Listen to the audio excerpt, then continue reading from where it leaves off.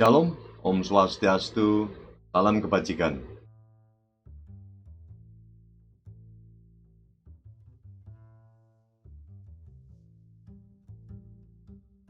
Saudara sebangsa dan setanah air Indonesia, ketemu kembali dengan Indro Verleso.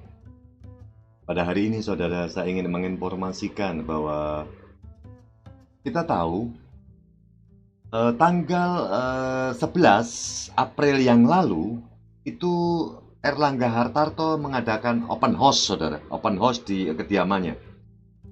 Dan saudara, baru kemarin, yaitu adalah mungkin tanggal 15 April juga. Itu adalah selisih hanya 4 hari.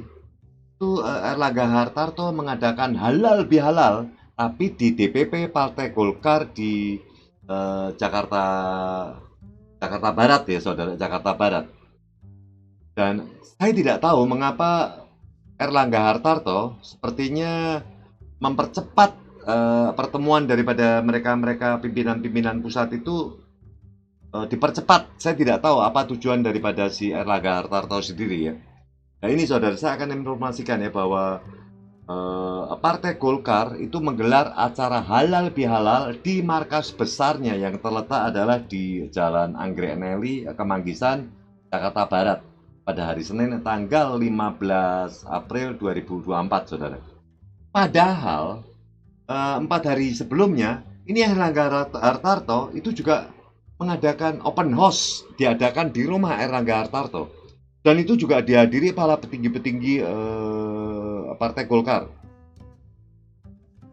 Dan kalau kita melihat daripada pertemuan Erlangga di Anggrek Neli ya, acara itu dijadwalkan sebenarnya pada pukul 19.00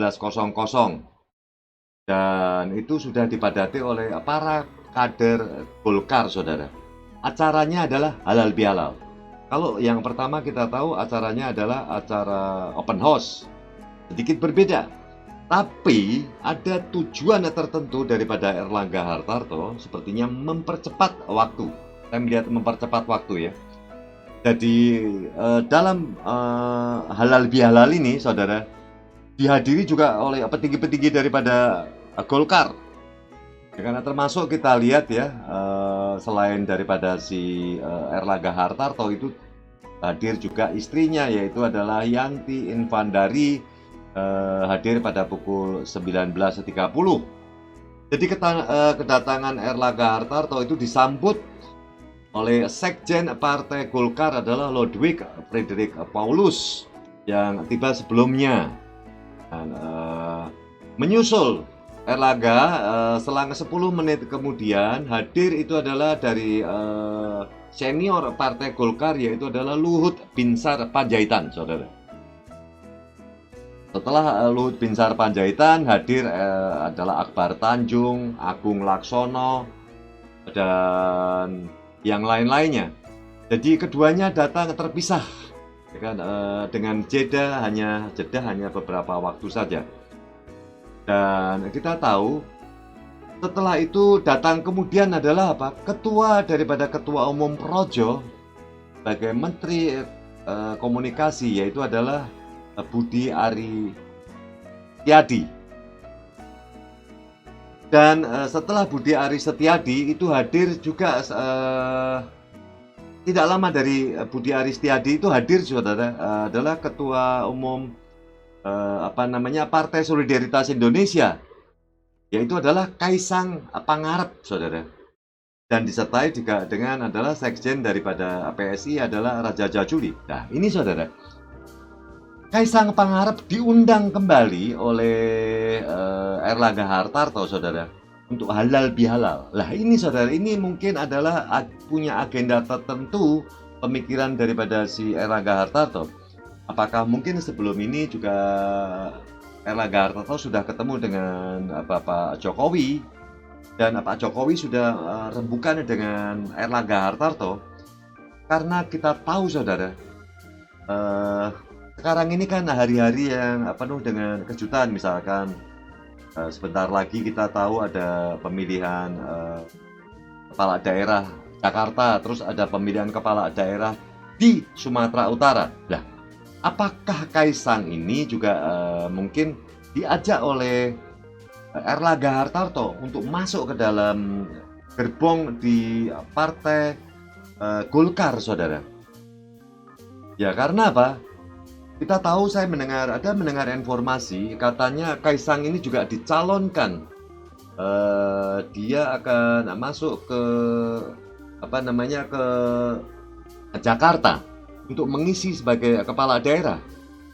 Di satu sisi juga kita mendengar juga, saudara, bahwa Bobi itu yang ada di Sumatera Utara, dia juga katanya atas orang-orang yang ada di Golkar, mungkin dari DPP Partai Golkar, itu Bobi juga katanya sudah mendapat lampu hijau untuk menjabat sebagai kepala daerah di Sumatera Utara, saudara. Lah, antara Kaisang yang ada di Jakarta dan Bobi yang ada di Sumatera Utara, ini sepertinya ada seperti mungkin keinginan daripada mungkin Bapak Jokowi, saudara, mendorong anak-anaknya untuk ngisi sebagai kepala-kepala daerah. Saya tidak tahu apakah ini mungkin karena mungkin adalah dari keinginan Bapak Jokowi sendiri, ya kan, bahwa atau mungkin ini adalah ambisi bahwa anak-anak Pak Jokowi akan dibawa ke jenjang pimpinan-pimpinan. Saya tidak tahu ini. Coba kita lihat ya, bahwa tadi kita membicarakan masalah si Kaisang ya. Kaisang mengapa menghadiri acara halal bihalal, dan sepertinya Kaisang ini juga ada mungkin sesuatu yang akan dibahas kemudian sama Erlangga Hartarto, sepertinya seperti itu ya. Dan pasti juga apakah agenda-agenda yang sudah direncanakan oleh Bapak Erlangga Hartarto ini juga akan segera diwujudkan, kita belum tahu. Jadi kalau kita melihat ini ya, Erlangga Hartarto, ya kan, Erlangga Hartarto sepertinya ingin cepat-cepat membuat sesuatu. Karena kalau misalkan kita lihat ya, dari awal ya, Erlangga Hartarto ini sudah open house. Ya kan, kalau tanggal 11-nya open house, terus tanggal 15-nya ini halal bihalal. Ini kan dalam waktu yang cepat sekali, saudara. Dan kalau kita melihat ini, ya kan, karena kita juga tahu juga Bobi juga tadinya ada di Jakarta, saudara. Karena Bobi Nasution itu ada di Jakarta. Dan Bobi juga waktu itu juga sepertinya ketemu dengan ketua daripada si Partai Golkar, Erlangga Hartarto juga ini. Apakah, ya kan, apakah mungkin pertemuan daripada Erlangga Hartarto dengan Bobi dan Erlangga Hartarto dengan Kaisang ini adalah membawa agenda-agenda dari Joko Widodo, pesan-pesan Joko Widodo, ya kan, dan kepada ketua umum Partai Golkar. Ini membawa pesan sehingga itu disampaikan kepada anak-anak Pak Jokowi. Dan kita juga mendengar juga ini bahwa Pak Jokowi ini kan sebentar lagi juga sudah lengser, saudara, sudah lengser ya. Kita tahu bahwa nanti bulan Oktober serah terima, ya, karena serah terima jabatan ya, bahwa setelah Pak Jokowi lengser, nanti katanya kalau memang benar-benar Mahkamah Konstitusi yang menunjuk kepada Prabowo, berarti pengganti Pak Jokowi ini adalah Prabowo, dan pasti bersama dengan anak Pak Jokowi, yaitu adalah Gibran Rakabuming Raka. Setelah mereka lengser, mungkin Pak Jokowi ini akan mungkin mendorong anak-anaknya untuk mengisi kepala-kepala daerah ini yang ada di mana-mana. Ya kan, bisa juga, saudara, bisa juga. Atau mungkin dia sudah mengadakan komunikasi dengan Erlangga Hartarto. Kita tidak tahu nih, Bapak Jokowi ini kan cukup misterius.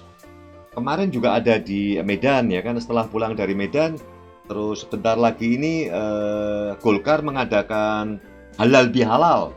Nah, halal bihalal ini tentunya mungkin membawa misi daripada Pak Jokowi sendiri. Saya melihatnya seperti itu, saudara. Jadi sepertinya Pak Jokowi ini dengan nafsunya atau dirahi dia ingin membuat anak-anaknya ini supaya menduduki posisi-posisi terhormat di pemerintahan Indonesia ini. Kita tidak tahu mengapa. Ya kan, kalau kita bilang mengapa awalnya dari open house dan waktu 4 hari dibuatlah halal bihalal. Jadi pertama adalah di rumah daripada Erlangga Hartarto, kemudian dibuatlah di kantor Golkar yang ada di Anggrek Neli.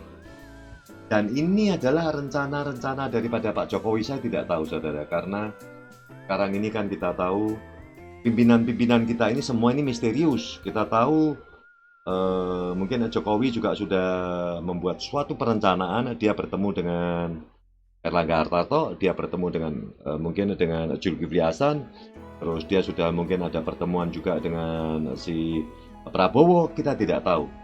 Cuman yang kita tahu, mengapa Partai Golkar yang dipimpin oleh Erlangga Hartarto memajukan ya kan yang tadinya setelah daripada open house, terus tanggal 15-nya dibuat halal bihalal.